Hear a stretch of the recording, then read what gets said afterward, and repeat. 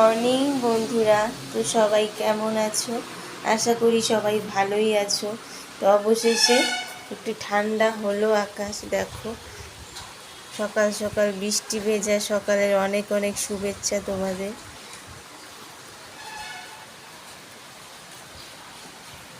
এতদিন এত গরম ছিল, অবশেষে একটু বৃষ্টি নামলো, সব ঠান্ডা হয়ে গেছে। তো খুব ভালো লাগছে ওয়েদারটা।